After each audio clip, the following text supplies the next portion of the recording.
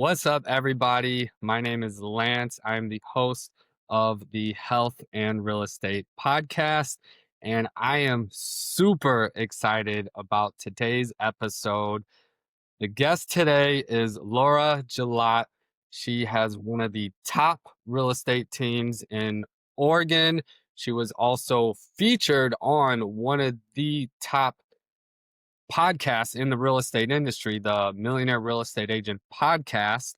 And that is why I reached out to her because her strategy is going to be one of my main strategies moving forward. I geeked out over this, so I cannot wait to deep dive into it. She does giveaways at a super high level.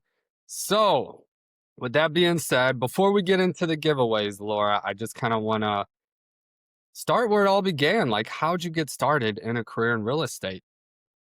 I started in 1992, and I was going to school to be early childhood education, and so I was going to community college, just thinking that I was going to open up a kinder care or some kind of daycare here in Lebanon, Oregon, and I was blessed enough that we bought. Back then in the day, in '87, you could buy a house with $5,000 down. It was like 10% interest, $250 a month payment. So we bought our first house right away. I sold a car. We bought a home. And like in 91, we bought another home. And so I was involved with an agent both those times. And when I did the second home, I really enjoyed that whole process. And so I asked the agent that I was working with, it was, like, how do you become a real estate agent? And she said, well, go to Norm Webb Real Estate School up in Salem, Oregon. They'll get you through it and then come see me. And so I then stopped doing additional college, went and got my real estate license and joined a company called Realty World at the time. I don't even know if they're still in business anymore, but started my career there at Realty World and really enjoyed it. That's awesome. So you got involved in real estate because you went through the process once or twice yourself and you kind of enjoyed the process and you're like, "Oh, I could do this for a living." Yeah, yeah. At 22 years old, I thought I knew it all. You know how that goes. Oh yeah. You get older and you realize you don't know anything. I know. Yeah, definitely. Cool. So what were your first years like in real estate? Because a lot of new agents they get in and they don't know like, "Oh, wow, like half the job is lead generation. I can't show someone homes if I don't have a buyer to show those homes to." Or so Yeah. how'd you start with lead generation? Well, you know what? I joined an office that had seasoned older agents. I was like the youngest person in the room. Most people were like 50 and up in age. They had lots of wisdom, but they didn't have a lot of giddy up. They were pretty much, kind of cycling down, doing this as their hobby while they were retired, maybe from other jobs and things. And luckily, they got me right in with like Brian Buffini, and I started going to Brian Buffini classes, and of course, I enjoyed the education part of it, and then just really started immersing myself right into it. They had a new CRM out that year, Top Producer. So I went ahead and bought Top Producer, started putting all my contacts in there, and then Brian basically taught about how to work by referral, how to nurture your database, and so just started right on that journey right at the beginning. And luckily, I didn't know any other way. So I didn't have any other ways to do it. So I jumped in both feet and just started. I enjoyed it. I worked a lot. I put a lot of time in, so it wasn't like it fell in my lap. We definitely had to go out Mhm. there and hustle for the business. But at our office it was kind of in the Y in Lebanon, and there was a lot of times if you worked after 5 o'clock or on Saturday or Sunday, all those leads came to you. Mhm. So being at the office extra time, I was able to pick up some extra clients and started the journey of building the database. Awesome. So that was that when you would say you would pick up leads that would come into the office, were they physically walking in the office Yeah. or were they Yeah, calling in or walk-ins. both? Yeah, walk-ins and call-ins. You remember back then there wasn't no internet. Yes. So it was back when we had printed books, printed MLS books, and we'd have our map out. I laminated my map so I could have my laminated map in the office, and I'd use my dry erase pen to circle the houses and draw my how I was going to get to the houses and do all that. So it was way back when. I think even our copying machine was a kind of one that you turned a crank, and it made like copies of it. It was really, and if you put any flyers out on a listing, they all ran. The ink wouldn't stay. It was different, definitely a different age on there. I remember getting my first pager, my first cell phone that was installed in my car, and then my brick phone. Mhm. So it was definitely a different time back then. But it was great, and that's what I started. I was just actually did a history back on our team, and I think it was my second year in real estate. I helped 55 families purchase or sell homes that year. Wow. And it was just funny when there, because I put all their names in the paper. I don't even know if I had legal right to do that, but I did. I said, thank you to all the families that purchased homes with me this year, sold homes with me this year. And I had all their names listed. But it's funny because those people that are on that list, if they're not passed away, they're still raving fans of our team now. And they provide a lot of value and come back to our team.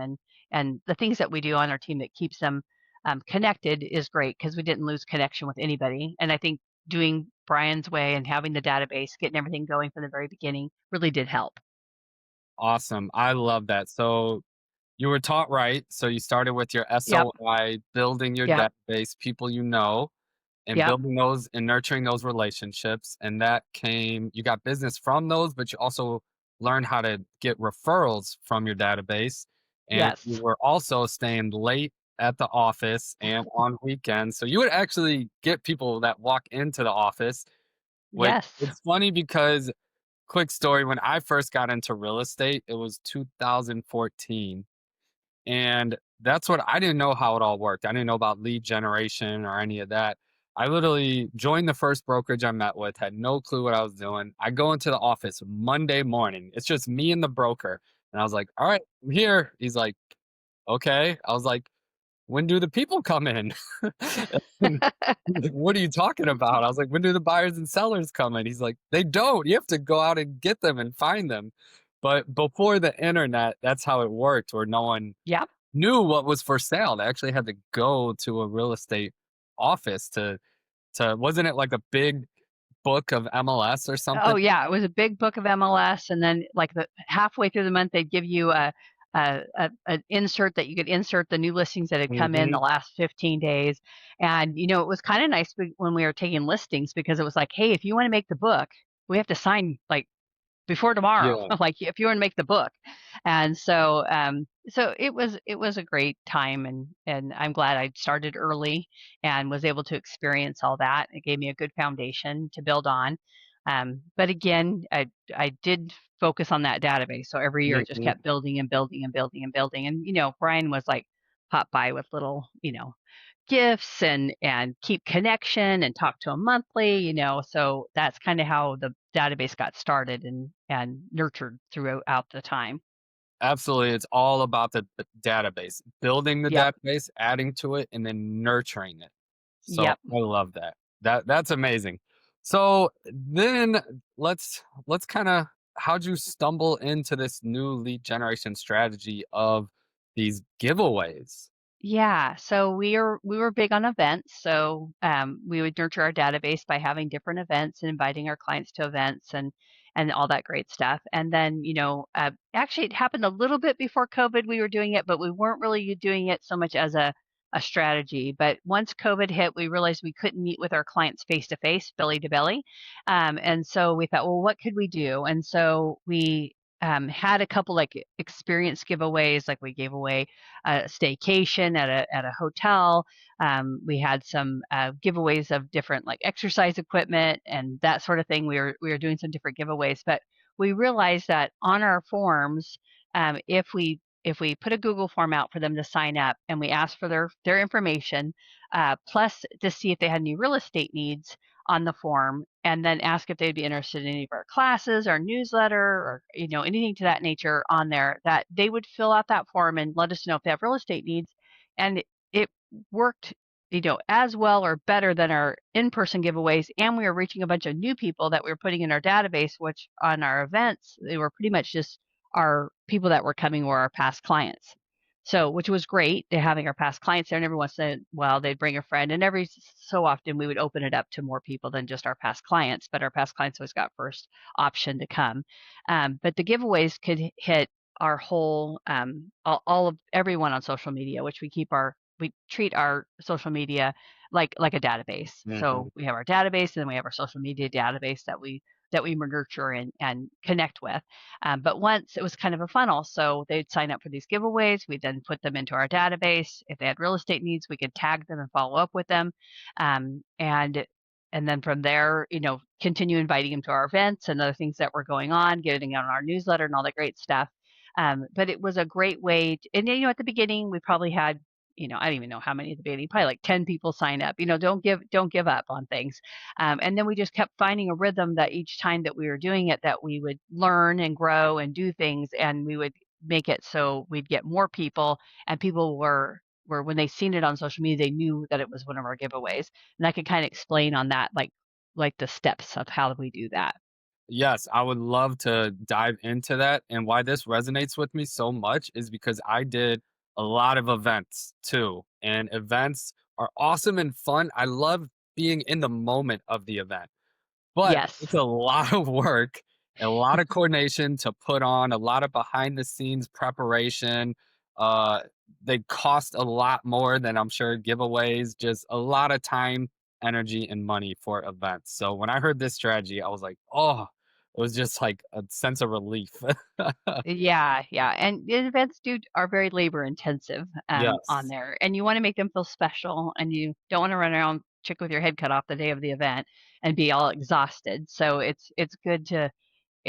These giveaways are just another funnel to get people in your database. absolutely. Um, so the first thing we do on our giveaways is that, like, we pick what we're gonna do. You can either do a tangible item, like a Yeti, or a Stanley Cup, or tickets to events, or anything to that nature. What we've found that works best for us in our community is, experiences. So, we have a dirt track in town. So, we have box seats up at the dirt track. And so we give away those box seats every week, and we have a giveaway for that. We'll do a staycation at one of the local, hotels that we have in town, Best Western Hotel that's here, that's really nice. So we'll do that. We'll do tickets to, like, the Beaver game, or Duck game, or something to that nature. Mhm. Concert tickets, Strawberry Fair, like, we'll do those types of, types of giveaways and put things together. So we'll figure out something to highlight and give it away. Then we take that, and we normally take a photo of that in front of our sign in front of our office. So that way, it always kind of looks the same. It kind of has our branding on the in the background, and it says "Enter to win" across the top, and it kind of has the same view. And we've done that a few different ways where we mix it up, and when we mix it up, it doesn't get as much results. So once you find a way that works, you can always play with different ways of doing it, but Mhm. they kind of know what it looks like every time. And I know on the Millionaire Real Estate, I gave the example of the Days giveaway, and so I'll kind of use that one again. But so on that one, each year we do something different on it. But like there's a massage and some house cleaning, and one time we had some catering that came for Mother's Day and brought them breakfast, or we can give them a gift certificate to go out to a restaurant, something to that. And to put together a nice little package of those things. Now, some agents out there get sponsors for all that.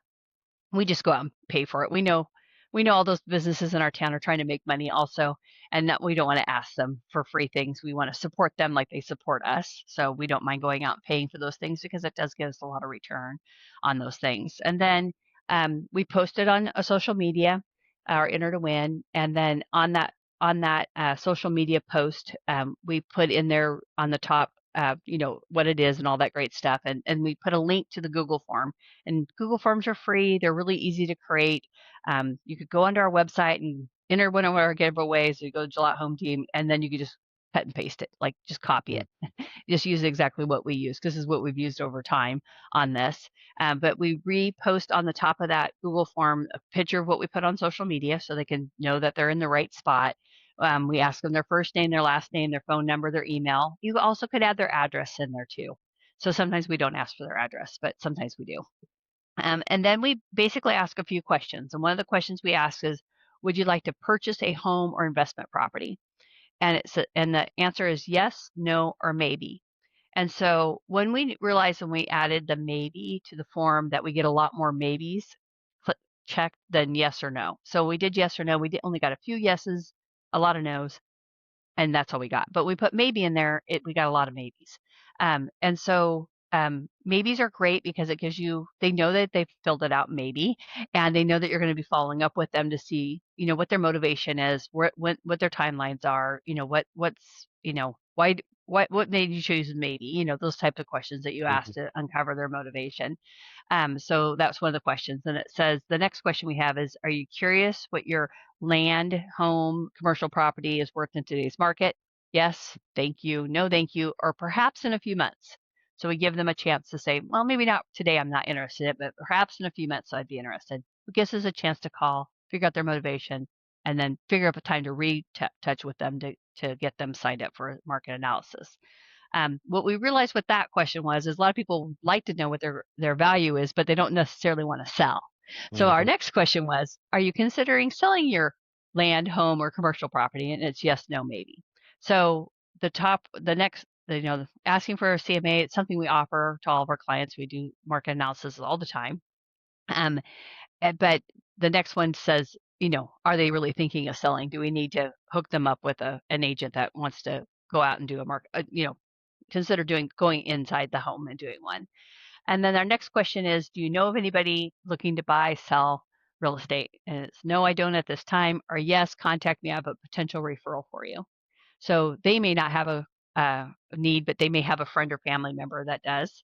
And then the next thing on the Google form we have is, would you be interested in one of the following? And it says monthly newsletter, career night, home builder class, real estate investor class, home buyer class, or home seller class. And so they get to pick one of those items. Oh, or I think the other one, it says it doesn't have it on this one, but it says no, thank you. So they can do no, thank you. But they have to, on all those items, we make it mandatory. So they have to choose one of those options every time they fill out the form. And they can say no on everything, and then we still enter them in our database. We just put them under no needs, and they're Mhm. still in there. And the good thing about that, we also tag them to the event and no needs. One that we're not going to call them and say, hey, are you thinking about buying or selling? Well, they've just told us they weren't thinking about buying or selling. So we're not going to break that rapport with them, but we'll invite them to come to the next event, or we'll invite them to sign up for another giveaway that we're having. And it's just nice when you go through and you tag everything in your database so you can pull those all back up. Um, but once those go into a spreadsheet, you can either use AI now and have them have a workflow done, and you could have them zapped into your Mhm. database. We do have a front desk person and a VA that helps us on that, and they hand put those items into our database. Part of that has to be for us because one, we have to make sure they're tagged properly depending on how they responded in the database, and two, they may already be in our database. And so if they are, we don't want to put them in again. We don't have a duplicate, and we want to make certain we tag that one of our past clients signed up for this referral, or excuse me, signed up for this giveaway, and we could tag them in there on that part. One thing that I would say about when you posting it on social media is that let them know when you're going to close it, so that way they're not wondering. List in there what you're offering for sale, and then we just basically say enter to win. There's two easy steps to enter to win, and we use this every time. One, engage in this post so they can either like it, comment it, or share it. Or two, the second thing they have to do is complete the form. So they could just like it and complete the form. They could do something else, but we just want them to engage in the post. And then we let them know what time the giveaway closes. And then we also let them know that we've been doing this lately, that we will reach out to them directly, and it will never be by a DM or anything else, that we will call them for if they have won, because sometimes scammers get on our account and tell people they won. Give us your credit card and we'll send you the gift or something. Mhm. I don't know. There's some scammers on there, so be careful of that with your database. And they said anytime you just go to our website, you can just copy what we do and put it on there. It Awesome. would be super easy on that. Um, and so, the tagging is super important. So if you're going to do this, make certain you're tagging people in your database so you can pull them up. We found it easiest to tag in two areas. We put like our 2020-25 giveaway events, and we list each one of them, what the giveaway is. And then we do on another tag that we do, it's entry form. And then we put all the different types of responses they could put on the entry form. So anytime I could pull up like 2024 Lebanon Strawberry Festival giveaway, everyone that said CMA maybe, and it will pull all those up. And I'll let you know that these ones take a little bit. Like they're. I think so far this year we've had. Oh, I'm trying to remember, like 25 closings this year from events, but they weren't events from this year. They were events probably from 2 or 3 years ago. So, but the first time we met them or um, made contact with them, how they were introduced to our team was from events and giveaways. So it's not like immediate. I mean, every once in a while you'll find someone like, yes, I'm ready to sell today.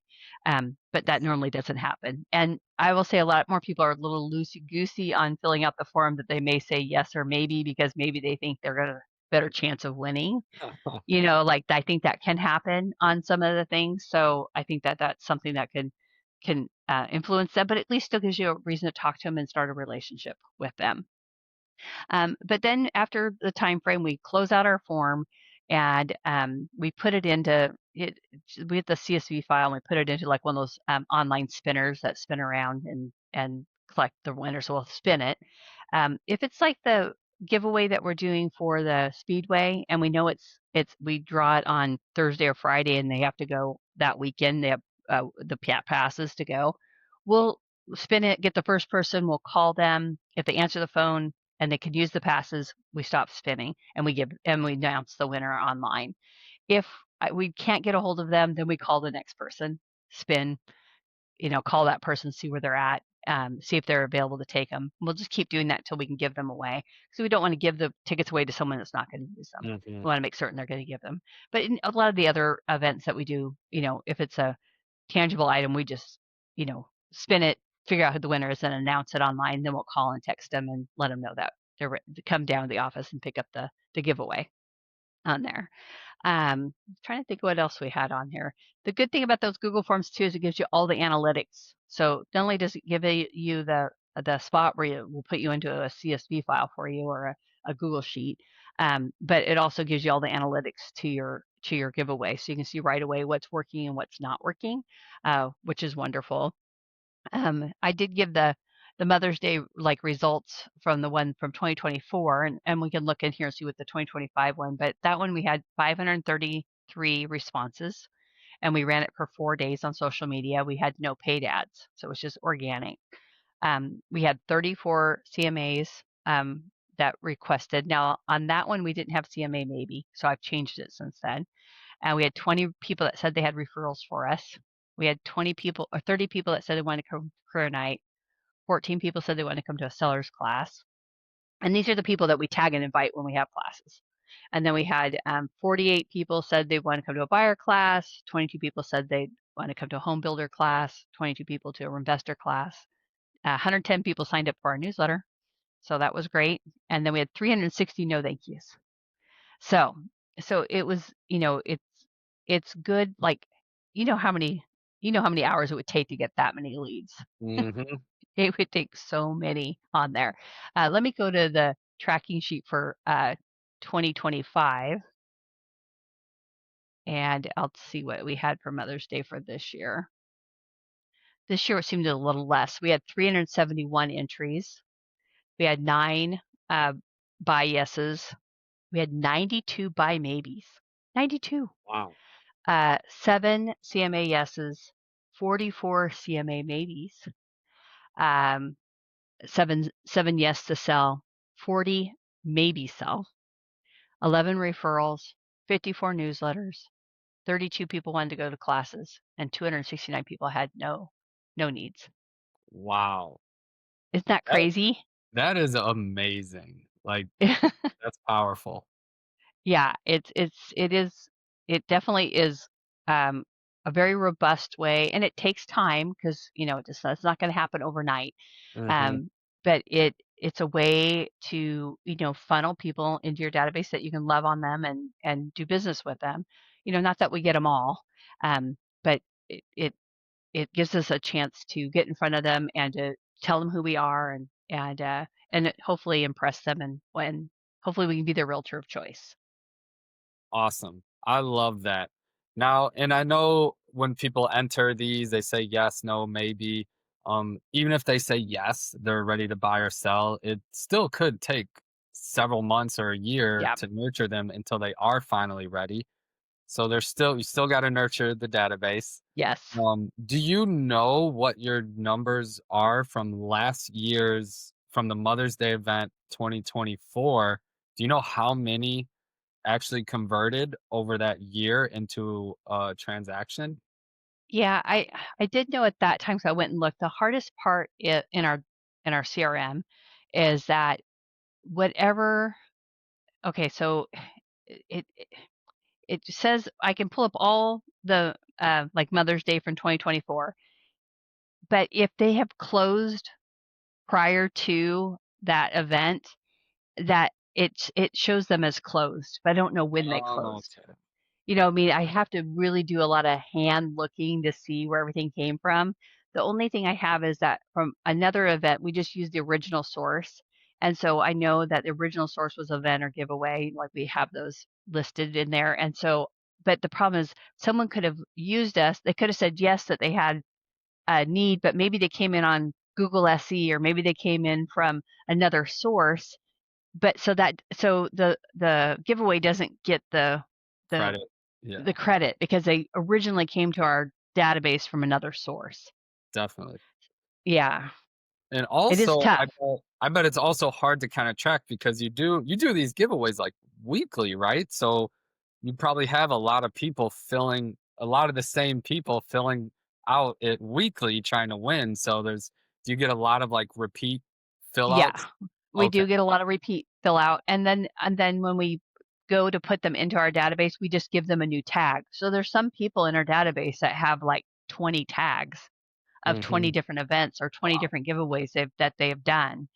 They get tagged with that event, and then every year we make a tag, so we can see who's in there, who's been doing being involved in a lot of items. And I don't mind them filling it out like every time because they may not have a real estate need now, but maybe 6 months from now when they go to another event, they may say, "Hey, yeah, I'm thinking maybe selling now." And hopefully we'll be their agent of choice and they'll put in maybe. I love it because it's all about what is it? The 36 touch plan, or now it's a Yeah. 50 something touch plan. Like, this is the most fun way to contact your database. It's like, hey, we're doing a giveaway. You want to win some free stuff? Like, it's Yeah. so much more fun to touch your clients that way than, other sources. So that is amazing. Um, so when promoting these giveaways, Yes. in the Millionaire Real Estate Agent podcast, you mostly promoted it on Facebook. Like, is that your own Facebook business page, your own Facebook group, or just Yeah. tell me what that Yeah. looks like? So we have a Facebook business page. We just reached 10,000 followers. We'd love to get it for higher than that, but it's pretty good for a business page. And then we do, because people do share the giveaway on their pages, then we're able to collect their friends and family who they share it Mhm. with, and they get to see it.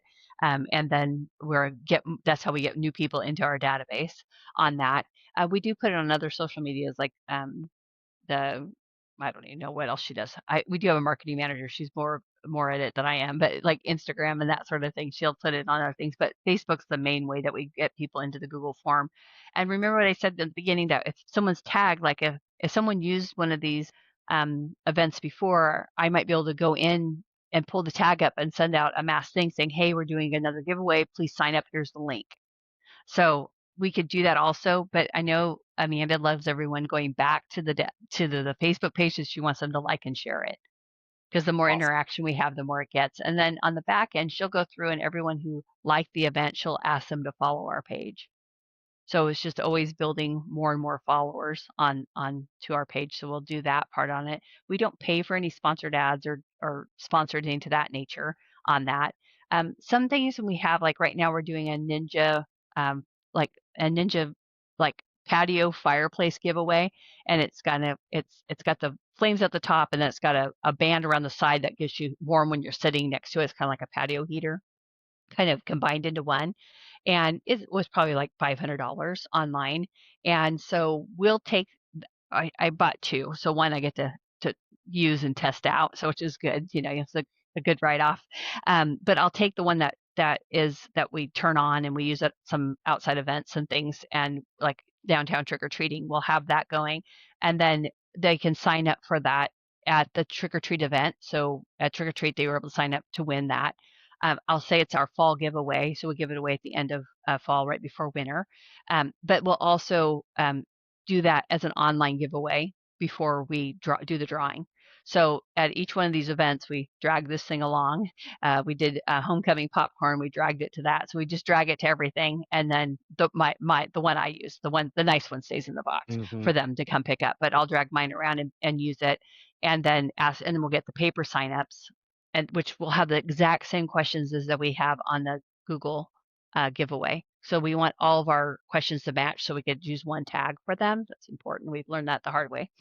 We used to make up different questions every time we had a giveaway or an online giveaway, and then we had all these different tags, and we're like, this is too messy.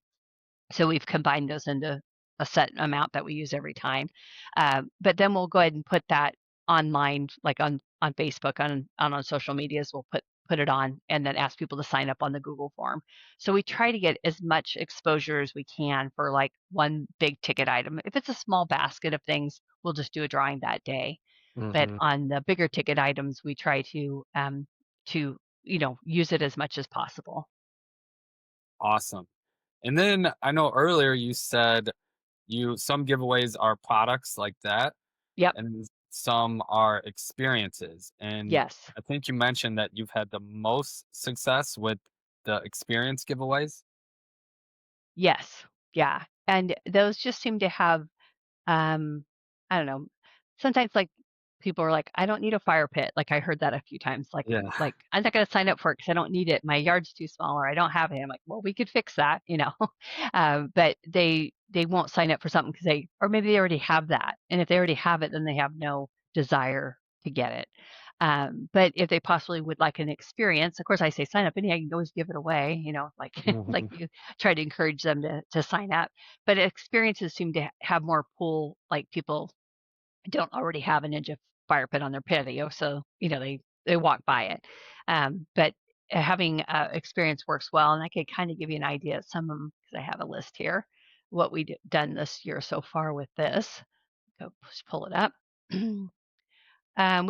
We got some rail bikes in our town on the railroad where people can pedal and do a railroad bike excursion giveaway. So we did that.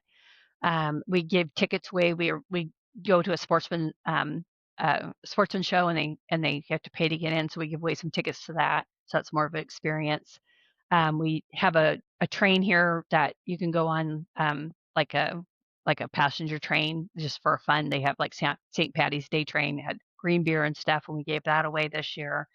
We did the staycation at Boulder Falls. We did a Mother's Day giveaway, and then we ran the Willamette Speedway from May all the way to like September. So that every week we ran those. That's Mhm. a kind of standard for us.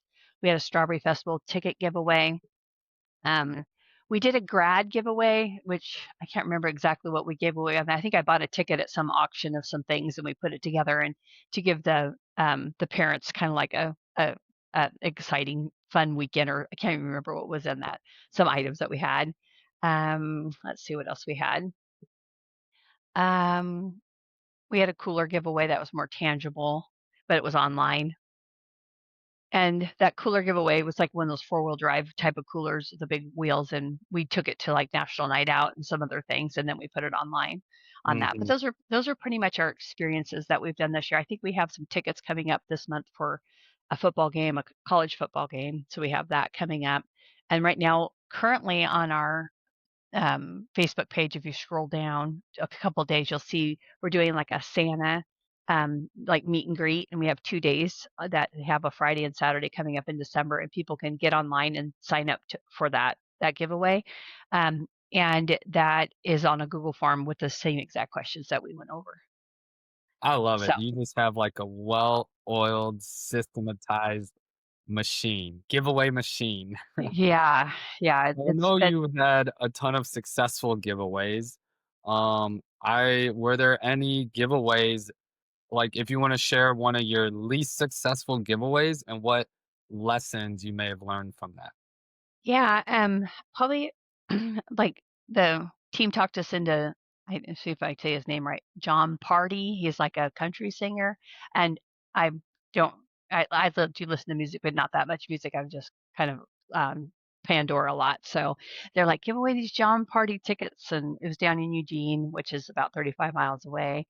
And so we put it out there, and it just didn't get a good response from it. I think a lot of people were like me because a lot of older people are on Facebook. They're like, "Who's John Party? Like, who wants to go to that?" Like, I'm sure the younger people really loved it, but it didn't get that much results. And a nice thing is that we are tracking it. So at the end of the year, when we're looking, what are we going to do for 2026? We can go through and see, what are things we are not going to cut out, and what are things we went to that we are going to cut out. And so we just put all the results onto a spreadsheet, and we just track it all. And then also on there, we put one column that says they've been put into the all the real estate needs have been put into tagged in the CRM, and then the other one we put that all the no needs have been tagged and put in the CRM. So most importantly, we want our needs put into the CRM, but Mhm. the no needs people could wait a month or two, like they're just in there just to be in there. We just add them in there with no needs. But we want to make certain those get done. But if you don't add some kind of accountability to it, it's easy for months to go by and you're like, oh yeah, we forgot to enter in any of those that are on there. I was just trying to look at another one here that was kind of low producing for this year. There we got 44. Yeah, so, like, some things we do, like, we have a little medical college here in town that's super sweet, and they do a fall fest, and it's mainly their students who are, totally in debt and, in the middle of grad school, so we know there's not a lot of opportunity there to help them. And we've helped some of their parents buy homes and use them for investment properties here for the kids, but, on that event, and that was kind of an event that we went to, we only got 44 entries on that.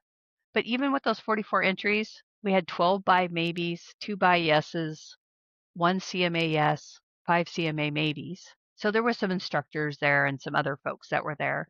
So you know, it wasn't as robust as something else that maybe got a 63 by maybes, Mhm. but it's still worth our afternoon. It was fun pouring into, and some things you got to realize what you're doing is you're just pouring into the community and giving people smiles. And we brought the pumpkin truck out there and some cider and cookies, and just took pictures with them and were able to love on them and give them a good experience. Most of them were away from home and to do that, but we did bring the fire pit out to it too and asked them to sign up for it, and we asked them did they have real estate needs? So we could Yes. follow up with that. So there's a little bit of both on there. So something like that, we're like, okay, will we do that again? Well, yeah, we will because of what it is. Some of the golf tournaments are pretty low activity on those, and a lot of the golfers do business with other golfers because they have a better relationship than we have with Mm, them. So we've kind of turned our golf tournament over to one of the agents that loved to golf and goes out to the golf things because we realized we were doing a lot of golf tournaments and sponsoring a lot of holes, but we're getting some business, but not a lot of business. It wasn't worth our time to go out that way and sit out there for the day. And mhm. even though it was fun, it was a lot better than sitting in the office. And it was still prospecting. We realized that they had connections with other golfers that were agents, and it was hard to get in between that, just meeting them for a few minutes at a golf hole. So we did kind of pivot on that and said, we're not going to use team labor and resources to do that. But if anybody wants to take on the golf tournament stuff, you're more than welcome. We'll pay for the whole, and we'll put all the stuff together. It's your baby, and you can take all the leads, and somebody's taking that and running with it. So Awesome. I love it. So you do these giveaways basically every week, and then you also do several in-person events. You still do in-person events. Yep. I mean, all the data, all the emails, the people that sign up to these giveaways that want to be in your newsletter. You also do a newsletter. Now, is that monthly? And then what like content and what do you put in your newsletter? Yeah. So you definitely can email me, Laura@teamgillott.com, and ask to be on the newsletter. Just put newsletter on there and I will definitely get you on. So it's just better to R&D it. But we do put our giveaways and events on our newsletter. So our database and people that we have do see what's coming up and they can enter through that also, enter on the Google form on that. But we also put in there, just typical stuff, stats, kind of behind the scenes, what the team's doing. They love videos of homes, so we put homes that are for sale and video home tours that we do on those properties. They click a lot on that. It's nice on we use constant contact for that, and it's nice that one we can see the open rate, and two we can see what they've clicked on.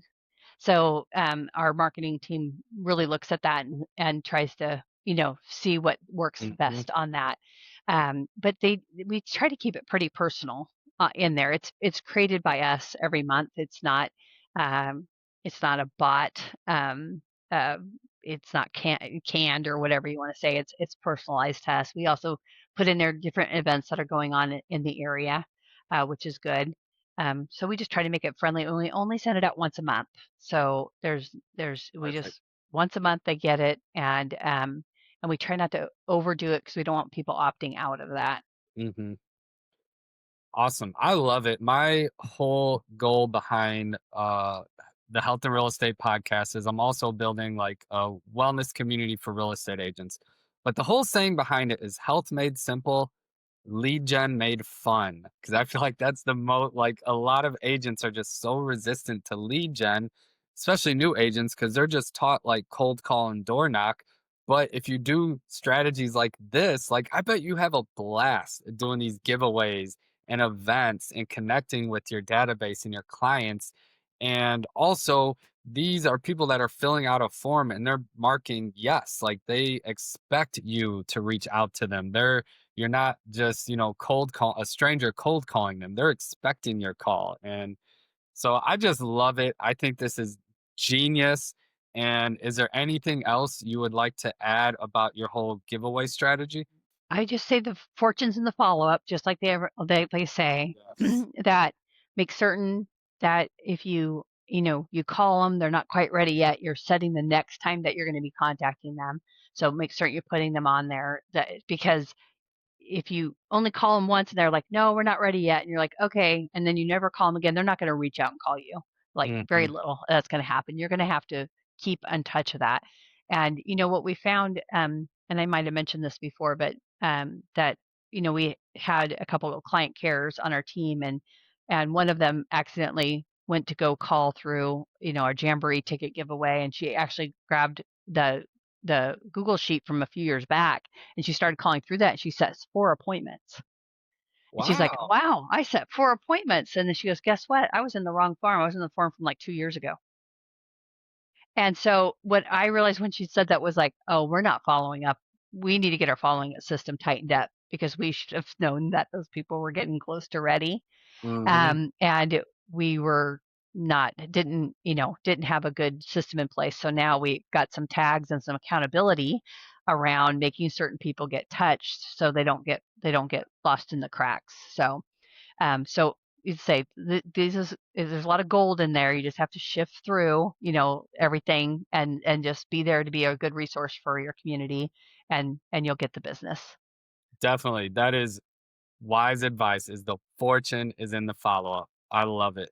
So before we wrap up with the joke off, I actually did want to ask you a couple questions Yeah. about being a guest on the Millionaire Real Estate Podcast. What was that experience like? And then also I'm curious coming from a new podcaster, like what was the pre and post like afterwards? Like what was their prep like? Because they're one of the biggest podcasts in the real estate industry. Well, I'd like to say they were like totally lot of it was much different than this. You're doing a great job, Lance, because it wasn't much different than this. It was just in there. But Jason has a really good way of asking questions and digging things out. And so, they are the funniest because even if you get asked sometime to be on main stage, they're like, can you be on main stage and talk about events or whatever you have going on? And you're like, yeah. You're like, okay. What are the questions? Like, oh, we'll just ask you when you get up there. Like, there's no prep hardly. And I'm like, oh my gosh, you're giving me a heart attack. And so, yeah, not a lot of prep, just a little bit of, that they're going to go deep and ask questions and I don't know, they're just such great, talented folks on that. So it was great to be a part of that with them. And I think what happened on that one was, one of the other agents, I sat with him at breakfast and I was showing him what we were doing, and then he was like, "Jason, you got to have this gal on. Feel like she's got this giveaway thing." I didn't even know how they even figured out that we were doing giveaways. So somebody told on me. So it was good. Yeah, but yeah, they're great guys. Awesome. So that's interesting to me. So they didn't have a lot of prep or they didn't tell you the questions ahead of time. It was more just like, "Hey, you're doing awesome. Tell us what you're doing," and then just go with the flow. Go with the flow. Yeah, and sometimes my brain crossfire, so I sometimes say things that are not appropriate. But I'm like after I'm like, ay ay ay. And then with that podcast, did was it just was there any editing or exactly the conversation came out exactly as it was? No, I think it was edited because I think we talked like for an hour. Okay. And it only was like a half an hour, so I think there was some editing on that. Okay. And then Okay. they also speeded up the talk. Like, Mm. the speed was faster than I talk. So the pace was like maybe 1 and a quarter or 1 and a half, Yeah. something. Yeah. Interesting. Yeah. So it was definitely speeded up. Awesome. And what happened afterwards? Did you get a lot of new agents following you or did you get, anything? N No, no. No, I occasionally have people, reach out and say, "I listened to your podcast and we'd like to know a little bit more about it." And, then we just meet with them and kinda show them the back end of how it works. So Awesome. and I it works love it. out Yeah, good. I listen to it every single week, and your episode was one of my absolute favorites. Aw, So thank thank you. you.